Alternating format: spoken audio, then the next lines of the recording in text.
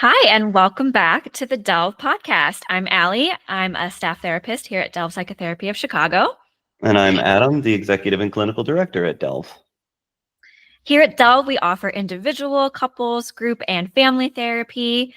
If you're interested, please reach out at delvepsych.com. That's DELVEPSYCH.com. Also, please be sure to check out our Substack. We're writing about some really interesting topics, really juicy food for thought over there at delvepsych.substack.com. And I have to make the announcement that unfortunately we do not have any more of those pro bono slots available at the moment. And we're starting to get a little limited in our sliding scale spots too. However, I'm sure that more of both of these will open up at some point soon. So if you know of anybody in the state of Illinois that is looking for support, we probably have an option. If not immediately, then hopefully relatively soon. So feel free to reach out to us. Easiest way to do that is to go to the website, delvepsych.com, or you can reach out at contact@delvepsych.com. Yeah. So I got some feedback that some of you really loved the Reddit questions that we answered a few episodes ago. So I thought, why not today we just do an episode entirely of Reddit questions? I love it. And honestly, I had a really great time with it too. I thought that was a great use of our time. So I'm excited to get into more of these. And I have not previewed them. So thank you for pulling them together for us. All a surprise. So let's see. I found some really good ones that I thought could be applicable to many of you. Okay, I'm going to start with this first one because I think it's really relatable. How to stop that feeling of being behind in life. As a 27-year-old, I'm feeling like I'm not only constantly being harsh on myself, but people around me somehow, some way tend to criticize me based on my age. I keep hearing taunts like, oh, you're not there where you're supposed to be based on your age. And for the most part, I'm fully agreeing with them. I'm indeed not performing at my age level. The bitter truth I'm realizing is that I'm not living life how I want to and taking actions based on it. I'm actually scared to take actions and risks. I'm scared of discomfort. I tend to easily get anxious and overwhelmed. There is always an intense amount of confusion, overthinking, and I'm not really sure what's happening with me. Why do I have so much difficulty believing in myself? If I'm so aware of my problems, then why am I not doing the things I should be? What am I waiting for? Why do I keep delaying things? How come I don't know my purpose and goals? Wow, there's a lot there. This one cuts deep and really gets at some of the core philosophies that at least I espouse in our training program and Dell generally kind of holds. 100%. So yeah, I took notes. The first one that I had was this person says they're behind. Behind what? They kind of answer this in saying they're behind the expectations. They're behind relative to the expectations that others seem to be setting for them. Right. And I wish I knew who's setting those expectations and what they actually are. Yeah. And like why do we care about like other people's expectations of us? I don't know. Because, I mean, there's a chance that they are reasonable, legitimate sort of expectations to place on someone relative to our social standing and expectations therein. So let's say this person is 25 and they don't have a job or career or something of that nature. You could imagine that people might around them have something to say about that. Mhm. We could get into some I'm thinking, all right, let's do it. Let's say that is the perspective, that you're 25, you don't have the job, you haven't gone to school, you're just kind of, if you will, air quotes, freeloading off of family, friends, etc. Even that is a culturally bound perspective that we are kind of placing on people from our current economic worldview, if you will. I know this is kind of a deep cut, but like to societally, if we hold a belief structure about what someone is supposed to be doing at some particular age, that can get fairly widely applied to a broad culture by way of the individuals within the culture. So essentially, if I'm distilling so much here, so I'm trying my best to try to like boil this down as much as I possibly can. If culturally we expect people to get to a certain age and go launch and be free, as is common in America and as is common in the United States in this current time period, when you get to a certain age, you're supposed to leave. That's kind of a familial expectation, that's a cultural expectation, and that becomes an economic expectation. And the government itself, the economics itself, will structure itself around that expectation. But then that gets distilled down into, now we all have expectations for those people who are doing those things at these particular times. And it's useful to point out that that's not the way that it has always worked. It's certainly not the way that it has always worked for all people. For instance, we know that some major cultural shifts happened with respect to women in America in the last 150 years, essentially. It was not the case that you would get to 18 and be expected to get out and go get a job, etc. We've obviously shifted that. If you look at some of the earliest cultures, or there's still some cultures that are like hunter-gathering cultures in sub-Saharan Africa, that's certainly not how they structure their systems. And there are many other cultures that have things organized in different ways. So this idea of like, I'm behind relative to the expectations that specific other people are taking, are offering to me based on their cultural understanding. And I just want us to kind of note that all of this is culturally bounded, firstly. That doesn't mean that it's not legitimate to feel this way or to have these perspectives. I just want us to notice that behind is relative to the others and to the systems with which we are in. I don't know. What do you think of that? Yeah, 100%. A lot of times in session with clients, we talk about just like how much our society has influenced the way we think, like this whole idea of productivity, right? It's very bound to this like capitalistic society that we live in, right? And we feel bad if we're not accomplishing something for the day, we're not being productive and having some sort of output for the day. When maybe some other cultures would be like, yeah, maybe like the best use of your time would be to like take a day for yourself and like be in community with others and just connect and like, you know, take care of yourself as a human. But in the society that we live in, at least in America, it's like the best use of your time is to have some sort of output that's like tangible based on like work. Yeah. I'm thinking about, I believe I just read that maybe it was Sweden has been doing some experimental 4-day work week pilot programs. Oh.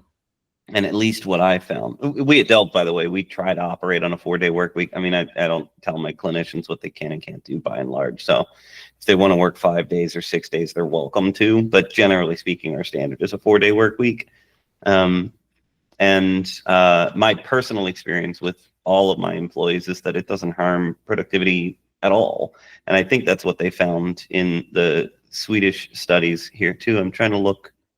So I'm just looking at an article from Euronews, which, as I understand it, is relatively centered in terms of the political spectrum in their reporting, probably a little left-leaning. But regardless, I'm looking at this article indicating that a number of European countries are either embracing or experimenting with the 4-day work week. And at least from what I've seen is that typically, obviously, staff tends to like it better. And productivity usually doesn't drop as far as I know. I can't point to solid, let's say, empirical data for that yet. I may take some time and see if I could dig into that, and that should be one of our standards. But I do want to say that at least my subjective experience and some of the external reporting is that like a 4-day work week doesn't seem to decrease productivity, and probably does a lot to help people to feel more balanced in their lives. Separately, should productivity be the metric? Is that what we're going for? Is that where, you know? I think that's the messaging we're getting from society, at least in the US. But Yeah. yeah, so all this context of like the systems that we live in are important in assessing this Reddit question. The next thing that jumped out to me was saying that like it's kind of like they know what they want, but they're scared to actually take the steps because they're scared of discomfort. Yeah, what do you think of that? I wrote that down too. I feel like the growth happens in the uncomfortable. Like if you obviously it's cushy and warm to stay in like what's familiar, what's comfortable. We like that. But you know, if you want to make change and move forward in your life and do something new and different, it's gonna be uncomfortable. There's an element of like discomfort that's gonna happen, and you can't go through life avoiding discomfort. Like that's part of life, especially if you're trying to go for something that you want. It's just a part of it. That's what As evidenced by the question itself, too. This post is not written by someone who is comfortable. They're not comfortable. So here they are saying, like, I'm scared of discomfort. Here they are in discomfort, writing about their discomfort, living in their discomfort, and in some ways choosing the discomfort that they're in. I get what they're saying. I'm not altogether naive. They're saying like, oh, but if I just kind of stay home and stay close to my, you know, creature comforts in the immediacy, in the immediate moment, then I will feel that kind of temporary comfort rather than the discomfort of leaving, trying, failing, etc. But a frequent thing that I say is that this ain't comfortable. It might seem like it on the surface, but if you think about it for even a half a second, this ain't comfortable. It's just uncomfortable in a slower and maybe bigger kind of way. Yeah, and perhaps more painful way down the line, you know, because you didn't go after like what you wanted. Yeah, it's kind of choosing the lesser of two evils, I guess, in their minds.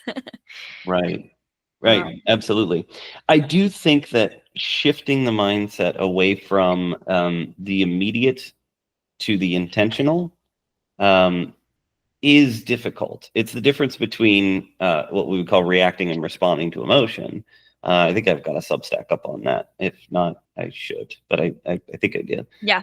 But when we are reacting to emotion, all we're trying to do is get rid of an unpleasant emotion or cling to a pleasant emotion. And that could just be like a kind of peace, a kind of simplicity, something of that nature. We might be clinging to that, and we don't want to let that go for the risk of going outside and trying the thing. When we're responding to emotion, the way that I frame it is that we are holding that emotion. We're not getting rid of it. We're not running from it, anything of that nature. The emotion comes with us. And simultaneously, we're making decisions in the direction of what I call goals, needs, and values. This is framed a little bit different than how you might hear about goals in other settings, even within mental health. I think of goals as discrete, one-off, big things we want for our lives. Mm-hmm. So I want to get a job that pays X amount of money. I want to get married. I want to write a book. I want like something that you do it once and it's done. When I'm talking with clients, they'll often say, I have a goal to go to the gym for 10 days out of the next 30. It's like, great, but are you done going to the gym after that? Like forever? Or is that gone? So we don't want to pick goals like that. We want to pick goals that generally are like big life events. I want to get my master's degree, as you just did, Allie. Yeah. Something like that. That's kind of a big life event. You do it, it's done, and then you could choose to do another one, but that would be another goal. Whereas I would take something like going to the gym. You have a broad value in your life around fitness and health. and that'll change form over time. Maybe it's go to the gym 10 days this month. But what does it look like when you're 90? It might involve like trying to get up and walk around a little bit or something of that nature. The value stays the same. I value fitness, I value health, and I need to manifest that in my life somehow. So being too specific about your values can narrow your frame of reference for what is possible to achieve, or not even really achieve, but pursue those values. Mm-hmm. And then the last being needs, which are really sort of the core conditions of the things that I require from the world around me in order to feel whole and complete. You will never get them all. They break down into a few different categories as well. But generally speaking, there's certain things that I require, or I'm gonna have a hard time. One might be some degree of economic security or shelter or something of that nature. So when this person is I'm trying to figure out how I wanted to hook that back in. What's my timestamp here? It is 1915.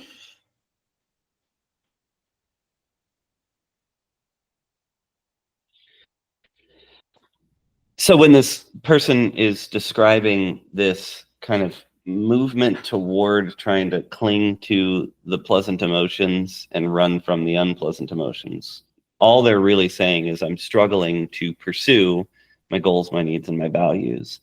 Perhaps they're also saying, I think they alluded to, I don't even really know what those are right now. And that is one of the places where I think a psychotherapist, but also friends, family, even like spiritual guides or religious leaders or something of that nature can be really valuable. Talk to people about, like, I don't know what I do want to do in my life, or I don't know where I do want to go in my life. But if you're finding that you don't know what you're aiming toward, no wonder it feels aimless. Right. And then there is no answer to the should for what, for where, to where. So I think that if you don't know where you're headed, stop walking. Take a second, get your bearings, talk to people around you, and make that the focus of your attention. Yeah. Step one, get clear on what your goals, needs, and values are. And then step two, I think what this person is talking about is just feeling like, okay, if they know what they want and for their life, then why are they not taking those steps? Why are they not taking those actions towards actually like pursuing that? To me, it seems like just not being willing to sit in the uncomfortable, not being willing to it may not be pleasant pursuing your goals, needs, and values all of the time, but if it's important to you, then you must. Yeah, absolutely. And I also want to kind of reframe a bit the idea that, so sometimes why is a bad question, sometimes why is a great question, and sometimes why is a bad question. And I think if you're talking about something in the nature of motivation towards your goals, needs, and values, I don't find why to be all that helpful most of the time. We're here now. And to say, like, I don't know why I don't fill in the blank thing, I don't know why I don't get out of bed and go apply to that job or whatever, is kind of a type of storytelling. You're narrativizing about the fact that you don't do this. So there's a me in this story, and there's a character trait that I do not do this thing. That's storytelling. If we actually look at the actual facts, you could say this person has not applied to a job today or in the past 3 weeks. That could be factual, but there's not a story to that necessarily, because it doesn't sort of carry from beginning, middle, end. To say I don't do this is to say I haven't done it, I'm not doing it, and I won't do it because I don't have the ability or something of that nature. Whereas to say I haven't done it for the last 3 weeks, you can still come back and be like, you want to now? Yeah. We could just start now. I don't care whether it's taken, over the last 6 months, you've done absolutely nothing. I don't care. What do you want to do right now? Do you want, if you're clear on what you want to do, then you can meet the present moment with an intentional decision toward the thing that you care about. Yeah. Today's a new day. There's a Taylor Swift lyric that says, "The day is never too late to be brand new." I'm a Swiftie. That's quite a quote. I like that. We go Swift. She has some good lyrics, Adam. All right. All right. Okay. I hope, Reddit questioner, that was sufficient answer to your question. Where do I want to go next? I think this could be an important topic because we haven't really gotten into this area yet. Okay. How do you overcome an anxious attachment style? Due to some emotional neglect as a child, I've developed an anxious attachment style in my adult relationships. She's a 29-year-old female. I'm currently with someone I really love, but I feel myself sabotaging it as I need too much reassurance. What are some ways to help manage my anxious attachment? So yeah, we haven't talked about attachment styles yet on the pod. Yeah. I'm so glad we are. And this one does a really nice job of getting into some interesting dynamics that I don't think are talked about as much popularly. Personally, I would suggest that I doubt this person has an anxious attachment style with absolutely everyone. And that's one of the key differences between, I think, the popularization of attachment theory and the actuality of attachment theory is that we have different attachment styles to different people.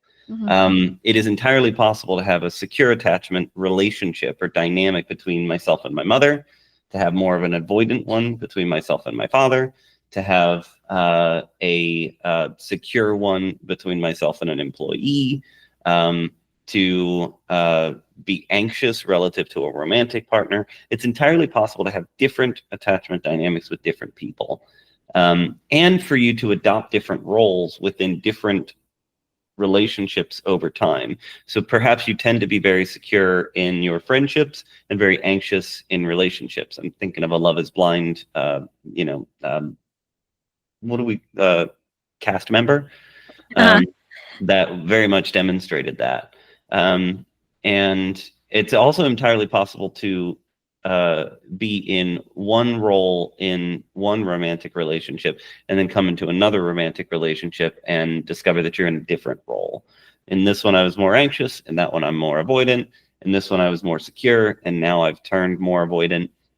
So these are roles rather than something that is affixed to a person. I do agree, and this is well evidenced from Bowlby and many others, that there does tend to be something of a relationship between a parental attachment experience and a romantic attachment experience, but even that is not one-to-one. And Levine and Heller in the Attached book talk about circumstances when people had insecure attachments in their parental relationships, and then almost spontaneously develop secure attachment with a romantic partner, as if to say, I saw what not to do. Let's go back to what to do, and let's intuit what to do and fluctuate straight into that, really just out of sheer figure it attitude. Right. So that's one piece. Yeah, kind of using them as like an anti-role model.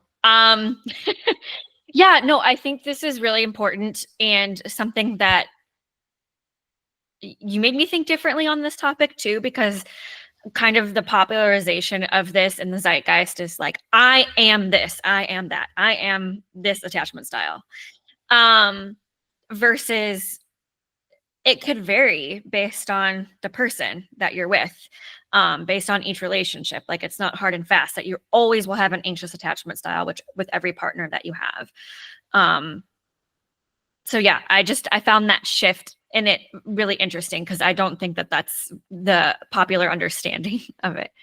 So. Absolutely. And also, again, if you start going down the path of saying, I am anxious, I have an anxious attachment style, we're telling stories again. We're starting to create a narrative about who we are. We would also call that an appraisal.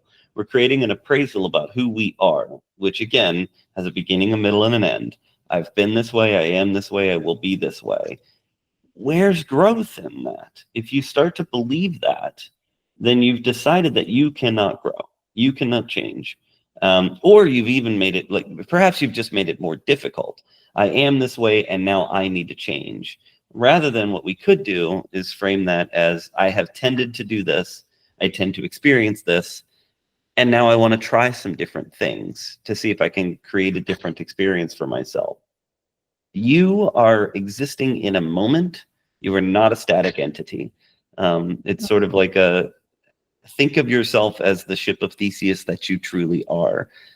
You are constantly experiencing change and growth in matter as well as manner, and very much can embrace that as an opportunity for growth and change throughout your lifespan. We got to be careful about these appraisals, and we got to be careful about these stories we tell ourselves about who we are, who they are.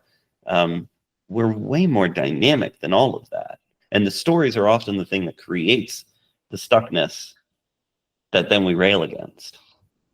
Well, yeah, because I think it becomes, in some ways, a self-fulfilling prophecy if you're just telling yourself all the time that that's who you are, and you really start to identify with it.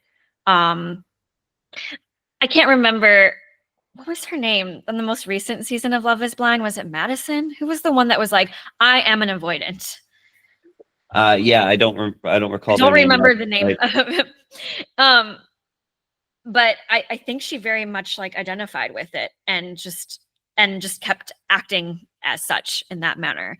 But yeah, it's interesting to me because, yeah, if we want to grow and do differently, then we have to like give ourselves the room to do so instead of just telling ourselves that we are this. So powerful are those little identity labels that we give ourselves, and these can be powerful in ways that we would experience as, air quotes, good, or bad. So beginning to identify as a mother can help someone to really step into that role. Beginning to identify as a failure can help one step into that role. And so you just need to be careful about the stories that you're telling yourself. Mm-hmm. I also want to take this question a little bit more at face value, though, because they are saying, okay, but I'm in a relationship and holy hell, I'm freaking out. And I would like us to try to help with that side of things as well. What have you seen in working with clients or friends or in the popular media about how people interact with that attachment anxiety and what we might be able to do? Yeah. Well, this person specifically talks about kind of needing so much reassurance from her partner to the point where it feels like sabotaging. Because I've seen where the person who feels anxiously attached in that particular relationship is constantly doubting, no matter how much the other person reassures them, like, yes, I love you, like, I'm here for you, I'm not going anywhere. How the anxiously attached person, if they constantly are like, okay, but really, like, are you sure? Like, no, let me ask again and again and again, that can wear on the other person. After some time, it's like, I don't know what else to do, and I'm actually getting a little offended here that, like, you're not believing me when I tell you, like, I love you and I'm not going anywhere. Yeah, absolutely. I can see that dynamic, and I think it's a really painful one because we end up kind of creating, we manifest the very thing that we fear so much. But one thing that I want to reframe in all of this is, you do not need reassurance. No one needs reassurance. That is not what I would think of as a psychological need. You are maybe thinking doubtfully, you are experiencing doubt, Mm. and you're fearing loss. Those feel truer to the actual experience that you're trying to describe than needing reassurance. And that's a really important little shift. Rather than placing it external to you, I need you to do something in order for me to feel whole, because that is a core feature of the anxiousness itself. I need you to do something to make me feel better. No, you don't. You're just having an experience. And going back to the last question, and you're scared of the discomfort of that experience to some degree, most likely. So instead of saying, I need you to reassure me, I need to articulate my fear of loss. Still challenging for the other person, but I do think this is there's relationship skills on both sides here. Everyone, please stop talking so much about what your partner is doing and focus more on what you are feeling. That's step number one. Relationship skill number one, quit talking about their actions, focus on your own feelings. That's one. But two, quit hearing your partner's articulation of their feelings as an assault on you or as a demand on you or anything of that nature. They're just sharing what they're feeling. I'm really fearing that I might lose you is not a threat to you. It does not need to be a threat to you. It's an accurate articulation of one's internal experience. There's no threat there. And we have to do work to create that as a threat. So what I'm hearing maybe is instead of going to that partner and asking reassurance, could there just be a conversation where you go to your partner and you just honestly and vulnerably say like, hey, I'm scared to lose you. Absolutely. And here's the kicker. Maybe you could also go to other people and talk to them about it and spread the love around a little bit. That way your partner doesn't have to be the sole recipient of that. Yeah. You can talk to a mother. You can talk to a friend. You can, again, talk to a religious or spiritual leader or a therapist and sort of say, like, none of the facts on the ground have changed, and I'm still freaking out about losing this person. That's a fine experience. By the way, the other thing that we should say that Levine and Heller do a really great job of discussing in the attached book is that an anxious attachment approach is healthy. It is a healthy attachment style. It's an insecure attachment style, but it is still healthy. Avoidant attachment styles are still healthy. They're challenging, and they are often unpleasant, and they're certainly insecure, but they're not unhealthy. So let's chill with the language on toxicity and things of these natures. I think that is some definite reframing from the popular zeitgeist for sure. It's like, oh, you're an avoidant. Oh, I like you're toxic. I can only be with securely attached people. Like, just like challenging because they've married each other and they're so yeah, good luck, because I think like being anxiously attached or avoidantly attached, like it may take some extra work in that partnership, but it doesn't mean like it's not gonna work. And also, if we can double down on the building of process together, a way of being together, often those reassurances aren't big lifts anymore. So perhaps the first time that you need to reassure somebody, it's a big conversation. The second time you can reference the first conversation. The 25th time, it can be as simple as like a hand on the shoulder and be like, we're good. And that's like the shorthand that a partnership can develop. What you want to be watching for in building process is this generally getting clearer, and am I generally feeling safer in it over time? It doesn't need to be like respective to the attachment insecurities themselves. The first time that you disclose that you're fearing loss or feeling anxious is probably not going to feel emotionally terribly safe. That doesn't mean it's not emotionally safe, but we want that general feeling of emotional safety in the partnership mostly to be growing. And then, of course, you'll have these little blips along the way where, a big fight happens and everybody feels really insecure. That's okay. That's normal. Those things are going to happen. But we want to be able to kind of return to that baseline and keep growing and building and building the way that we are together and learning a little bit more how to convey an idea and have it received. Yeah. I hope. Did you have anything else to say to this Redditor person? Keep getting out there. The anxiousness isn't a problem. And you're not doing anything wrong per se, as far as I know. Maybe you are, but probably not. And you will grow, much like we said before, you'll grow in the moments of discomfort, not comfort. Yeah, I think that's the theme for this episode for sure. I think we'll do one more. Let's see.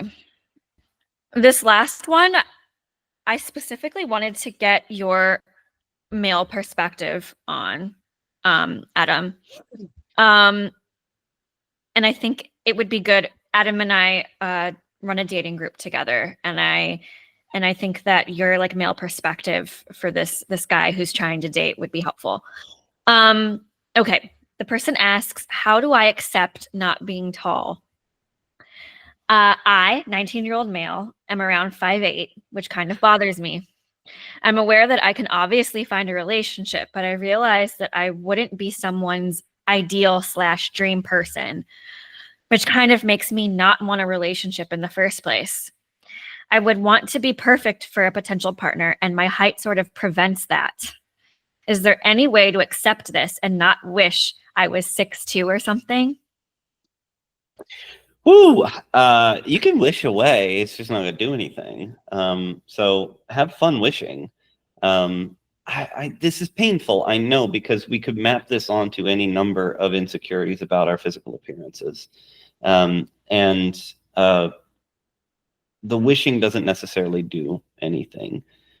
In some circumstances, we can end up chasing a change to our physical appearance in some way. And by and large, I think the evidence is that the more that people begin the process of changing themselves to fit a standard or an expectation, the more the expectation, we just move the goalposts. Mm-hmm. And so we end up chasing and chasing and chasing. Also, I will say for women in the West and probably globally, it's not like the objectification, standardization, and denigration stops because you've like done work or something of that nature. I think that the judgment on people's appearance persists and is systemically problematic. It just is. And that's kind of the context that we all live in. So wishing it to be different or even doing something to make it different doesn't resolve any of these pressures necessarily. Mm-hmm. These pressures are still there, and these internalized stories, again, are still there. I want to be perfect for someone, and my height will make me not perfect for them. I know that I'm not their ideal. That's all storytelling. We're telling stories. And if we can reframe that a little bit, what do we actually want a partner for? At the end of the day, I think it is a good way to have a partner, a good need for a partner, if you will, is things like companionship, acceptance, emotional safety, relational security, etc. Those kinds of things. If you have to meet some ideal, especially on something that is immutable like height, are you safe? Like, is that relationally safe? If something happened to you and you were, experienced a major change to your physical body and this person just goes away, does that feel safe? Is that the kind of relationship that we're looking for?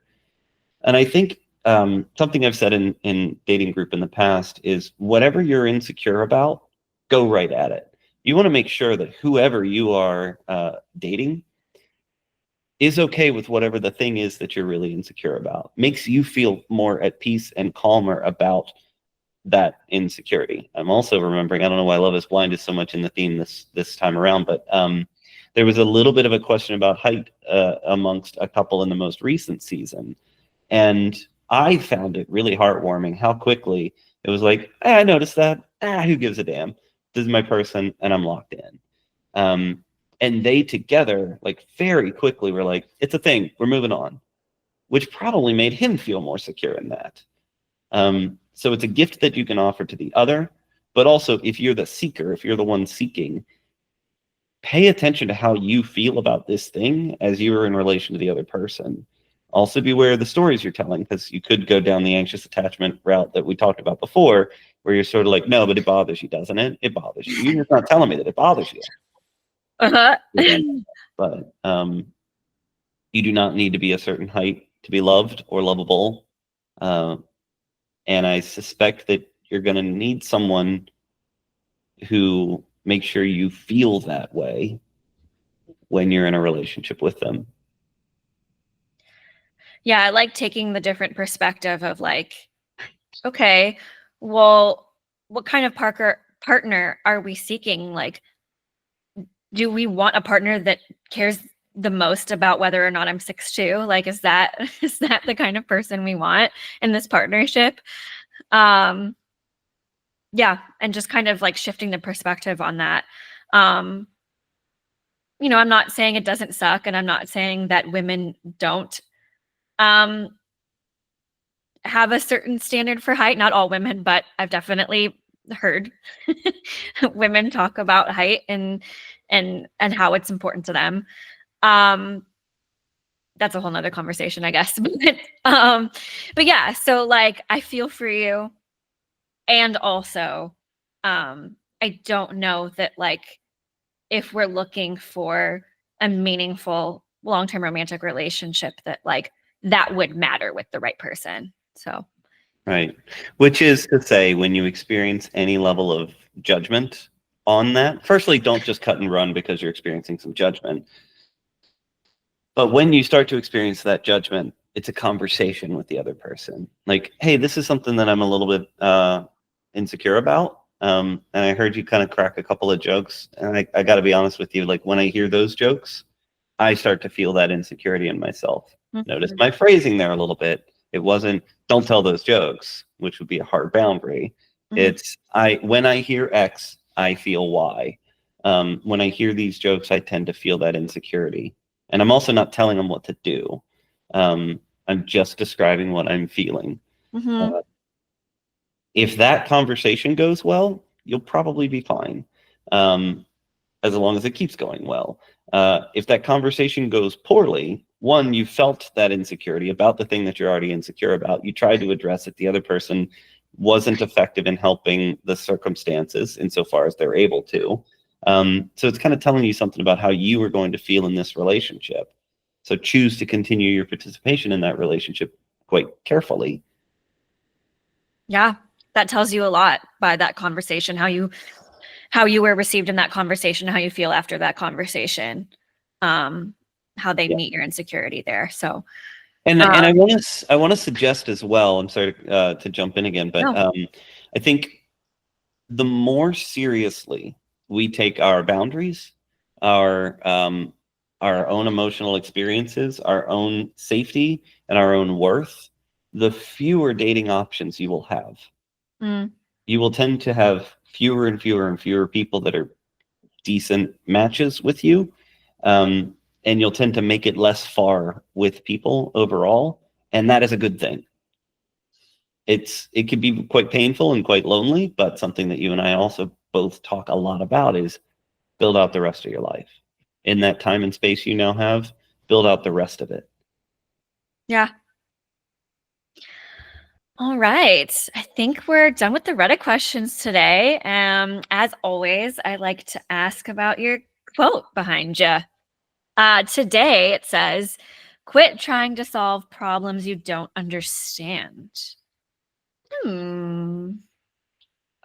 So I would also say this goes in romantic relationships for sure, but it's one of the first things that I teach all of my students as well. I kind of break down your actions in psychotherapy as either understanding or affecting. Understanding meaning I'm trying to kind of gather information and come to some conceptualization about what's happening or what this person is sharing. So I might ask a question in order to understand, or I might offer a reflection, say something along the lines of, so you're feeling really upset today? Simple question like that is like, they could come back and be like, I'm not upset, I'm angry. It's like, well, I just got data on how they're thinking about what their emotional state is. That's understanding. I ask a question, or I maybe make a reflection and get some information so that I can better understand what's happening.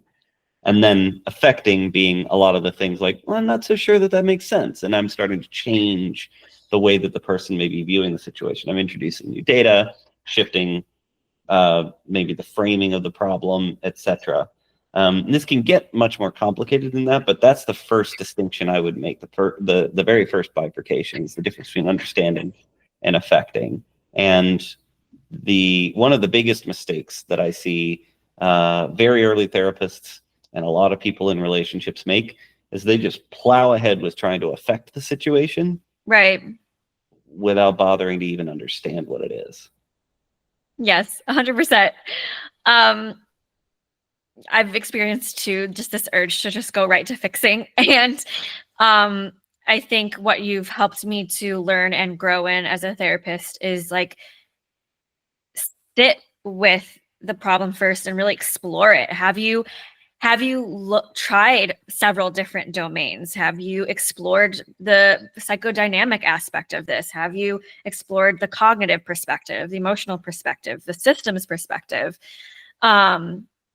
Now, after we get a holistic picture of the problem from many different angles and perspectives, now maybe we can start to figure out what to do here. Yeah, and it's honestly the only thing that I don't like about these Reddit questions, though I really enjoy us doing it, is I do not get to ask any follow-up questions. So how do I accept not being tall? Best question I want to ask the person is, has anyone ever made you feel insecure about that? What was that experience? Who said what, when? Where did you start to kind of internalize some of these experiences? Maybe it was from the media. Maybe your parents said something. Maybe they just cracked a little joke when you were a kid. Maybe a former partner said something. But like, that's such rich information that helps me to contextualize why does this even matter for this person. So the one downside to the way that we're doing Reddit questions, I think, is that we have to end up making a bunch of assumptions about where this person's even coming from. So I hope they're still useful, but the caveat here is we're skipping this step on some level, and I wish we could ask so many more questions about how this person is experiencing it and where some of these ideas came from. Yeah, 100%. Wish we could ask some follow-up questions and dig a little deeper with these people. But yeah, I think even outside of therapy, I feel like people try to just like fix without fully understanding like what's even in front of them, what they're even dealing with, what they're even feeling. Can they even identify the emotion that they're feeling in this situation? Or that of the other person. Right. So definitely useful for sure. And do they even want help fixing it? Yeah. All right. Well, thank you for joining us for this episode of the Delve podcast and going through some of these Reddit questions with us. As always, Delve offers individual, couples, group, and family therapy. If you'd like to reach out for a consultation, you can visit delvepsych.com, DELVEPSYCH.com.